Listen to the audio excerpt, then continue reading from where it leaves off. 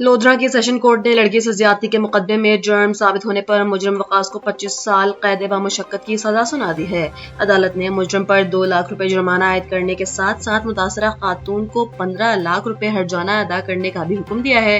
Record کے مطابق مجرم وقاص نے سال 2024 میں ایک 25 سالہ لڑکی کو اپنی درندگی اور زیادتی کا نشانہ بنایا تھا، جس پر طویل سماعت کے بعد عدالت نے آج اپنا تاریخی فیصلہ سناتے ہوئے مجرم کو جیل بھیجنے کا حکم صادر کر دیا ہے۔ ایران کے خاتم الانبیاء سینٹرل ہیڈ کوارٹر کے کمانڈر میجر جنرل علی عبداللہی نے امریکہ کو سخت وارننگ دیتے ہوئے کہا ہے کہ کسی بھی ممکنہ جارحیت یا وحشیانہ اقدام کا ایرانی مسلح افواج کی جانب سے فیصلہ کن اور تباہ کن جواب دیا جائے گا۔ ایرانی سرکاری میڈیا کے مطابق اپنے بیان میں انہوں نے امریکہ کو شیطان بزرگ، دھوکے باز اور فریب کار دشمن قرار دیا ہے۔ میجر جنرل علی عبداللہی کا کہنا تھا کہ دشمن فوجی محاذ پر مسلسل ناکامیوں کے بعد اب ایرانی عوام اور قیادت کے درمیان اختلافات پیدا کرنے کی کوشش کر رہا ہے، تاہم ایران اپنی مسلح افواج، عوام اور حکومت کے اتحاد سے امریکہ پر ماضی کے مقابلے میں زیادہ بھاری قیمت مسلط کرے گا۔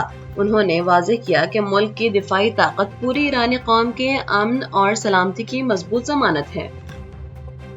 اور بلوچستان کے صوبائی دارالحکومت کوئٹہ اور اس کے گرد و نواح میں زلزلے کے شدید جھٹکے محسوس کیے گئے ہیں، جس کی شدت ریکٹر اسکیل پر 4 ریکارڈ کی گئی ہے۔ زلزلہ پیما مرکز کے مطابق اس زلزلے کی گہرائی 15 کلومیٹر تھی، جبکہ اس کا مرکز کوئٹہ سے 37 کلومیٹر شمال مشرق کی جانب تھا۔ زلزلے کے شدید جھٹکوں کے باعث شہریوں میں خوف و ہراس پھیل گیا ہے اور وہ کلمہ طیبہ کا ورد کرتے ہوئے گھروں سے باہر نکل آئے۔ ضلع انتظامیہ کا کہنا ہے کہ ابتدائی اطلاعات کے مطابق زلزلے سے کسی جانی یا مالی نقصان کی کوئی اطلاع موصول نہیں ہوئی۔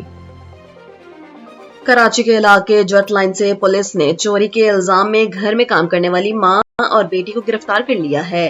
پولیس حکام کے مطابق گرفتار خواتین کے قبضے سے 75 لاکھ روپے مالیت کے پرائز بانڈز اور نقدی برآمد کر لی گئی ہے اور ان کے خلاف مقدمات بھی درج کر لیے گئے ہیں۔ پولیس کا کہنا ہے کہ ملزمات گزشتہ 3 ماہ سے ایک شہری کے گھر ملازمت کر رہی تھیں اور انہوں نے مالکان کی غیر موجودگی کا فائدہ اٹھا کر چوری کی وارداتوں کو انجام دیا۔ ابتدائی تحقیقات کے مطابق یہ خواتین گھریلو ملازمت کی آڑ میں موقع پا کر مختلف گھروں میں صفائی دکھاتی تھیں اور قیمتی سامان چوری کر کے فرار ہو جاتی تھیں۔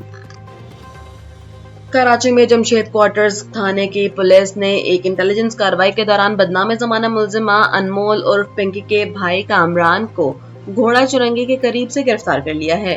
پولیس حکام کے مطابق ملزم کے قبضے سے 2 کلو گرام سے زائد اعلیٰ معیار کی چرس، آدھا kilo gram ice, mobile phone اور نقد رقم برآمد ہوئی ہے، جس پر اس کے خلاف منشیات ایکٹ کے تحت 2 مقدمات درج کر لیے گئے ہیں۔ ابتدائی تفتیش سے معلوم ہوا ہے کہ ملزم شہر کے مختلف علاقوں میں چرس، آئس اور ہیروئن کی سپلائی اور نوجوانوں کو نشے کی لت میں مبتلا کرنے والے نیٹ ورک کا سرگرم حصہ ہے۔